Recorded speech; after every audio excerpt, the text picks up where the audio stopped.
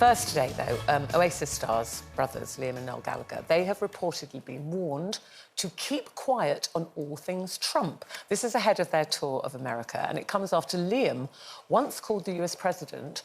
Well, it's something I can't say, actually, because it's daytime telly. But anyway, you get the gist. Which got us talking this morning about, you know, should pop stars be involved with politics? Should they keep quiet? Should they stay out of it? Do you care even about their opinion, Mariella? Not just the Gallagher brothers, but any pop stars. Well, I think, first of all, Liam Gallagher does say quite a lot of things that we can't repeat on telly. He does. Secondly, I would worry about the state of America rather than the state of pop stars. Yeah. If a mere pop star can't say something about the American president and not be banned from the country or whatever.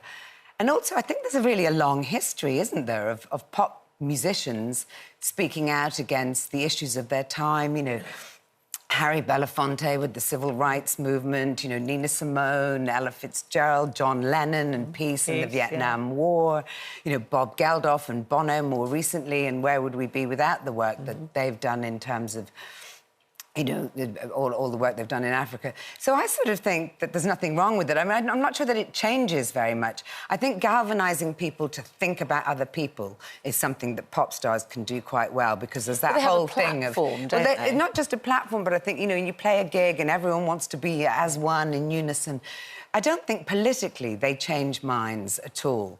I think it's a bit like a sort of echo chamber. If you like that pop star and you take their stance... But they should have... I believe they should have a right to view their political opinion if they choose to do so. Of course. If they like politics, they want to be involved, they want to voice their opinions. I might not care what they think, or I might, but however, on that point, you see, the world has changed.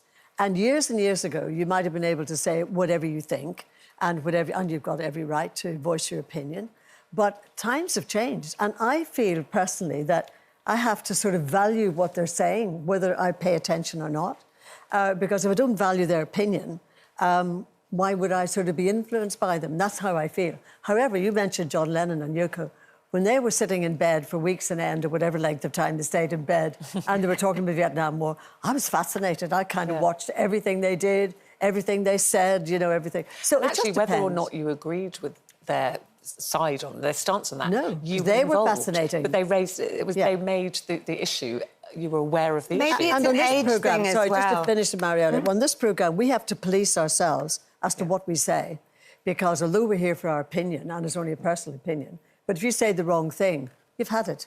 So people have to be police what they say. We have to be mindful of language, I suppose. Yeah, but mindful of how society is now. You've had it. And, But can I just say, the positive thing, we do have this platform. I have had messages from people saying, either use your platform, why aren't you using your platform? Or B, thank you for using your platform to highlight. So it works in both ways. But I think if you start trying to take away people's freedom of speech, you're not going to have a society where we can ever come together, because it's like, you can't say that because I'm against that. You can't... Everybody should be entitled to their own opinion, and whatever it is, it's valid, and to remember that. But then we used to have... Who was it?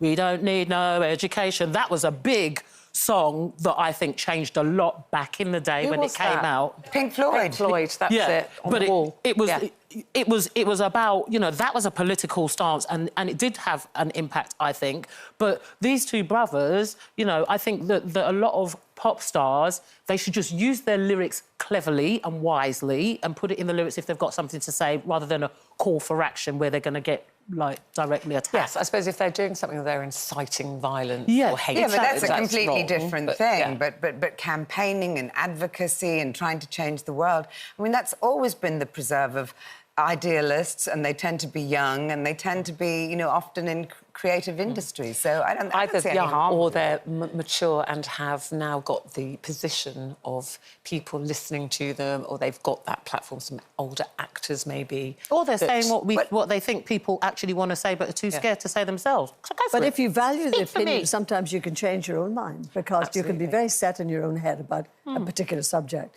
And then you listen to somebody else and they say something different, you think, Hadn't thought of it like that. And I do that on this show all the time. I find I genuinely, in a good way. No, in a good way. I'm not sure I've ever changed your mind. No, I can be quite, I'm very opinionated, as we all are probably. But there have been times where I go, oh, I never thought of it like that, actually. That's interesting. And I have sometimes changed my view. There is an irony to us sitting here talking about whether people should opine or not, is there not? And that's all we do. Just pop stars. We're not pop stars. We've got all different opinions. If I was a pop star, I wouldn't be sitting here. I'd be loved to be on that stage, Brenda, out there singing.